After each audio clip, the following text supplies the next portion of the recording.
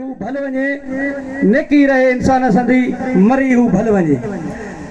त जेकॾहिं असांजे साईं मोहम्मद मूसा जान छॾियो त पर ॾिसो हुनजो किरदारु ॻाइजे पियो सो सभई मोहम्मद मूसा थियो सभई तंज़ीम सां दोस्तनि सां बिरादरनि सां सचा थियो त इनशाअल्लाह मंज़िल परे न आहे ऐं वधीक तव्हांजो टाइम कोन वठंदुसि बसि साईं मोहम्मद मूसा जे लाइ ऐं अलाह पाक जे दर अॻियां दुआ गो आहियां त मालिक साईं हुनखे जन्नतुल फिरदौस में आला मक़ाम अता फरमाए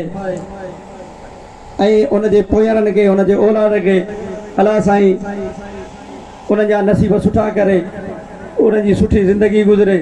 अलाह साईं उन्हनि खे हिदायत ॾे सबुर जी तलक़ीन ॾे बसि आउं आख़िर में हिकिड़ो बैत चई पंहिंजी जाइ वठंदुसि मौत किथे आहे माण्हू मौत किथे आहे माण्हू पर मरजे जे मानाए तो सूलीअ ते सुहिणो जेको लड़ियो हक़ लाइ जीए उस्ताद हितां ऐं हींअर असांजा हिते मौजूदु दोस्त वेठा आहिनि जीअं साईं चांडे साहिब चयो हो असांजो प्यारो दोस्त आहे असांजे नवाशाह ज़िले जो अॻवान आहे ऐं साईं मोहम्मद सालिम ज़रदारी साहिबु ऐं उनखे बि अपील कंदुसि त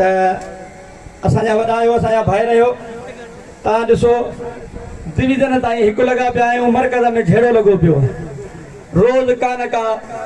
मसाला मश्किलियूं लॻियूं पियूं आहिनि ख़ुदा जे वास्ते तंज़ीम खे हिकु कयो नौजवान बाक़ी थी विया आहिनि पंहिंजूं तंज़ीमूं पिया ठाहिनि पाण 2-3 सालनि खां पोइ रिटायर थी वेंदासीं त हिन नौजवाननि जो छा थींदो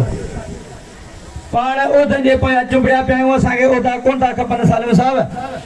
तूं तंज़ीम हिकु कर को सुठो माण्हू चूंडियो कमेटी चूंडियो ऐं उहा इलेक्शन करायो त जीअं तंज़ीम वरी हिकु रस्ते ते अचे ऐं उस्तादनि जा मसइला हल कराए पसंदि ऐं नापसंदि न कयो जेको तंज़ीमी माण्हू हुजे जेको सचो वफ़ादार उस्तादनि सां हुजे उनखे अॻुवान ठाहियो त हीअ नौजवान पाण खां परे कोन्हनि हीअ जेकॾहिं को घर जो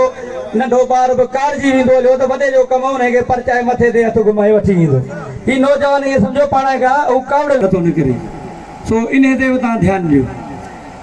ऐं थोरो वरी इन मौज़ूअ खां हटियो पियो वञा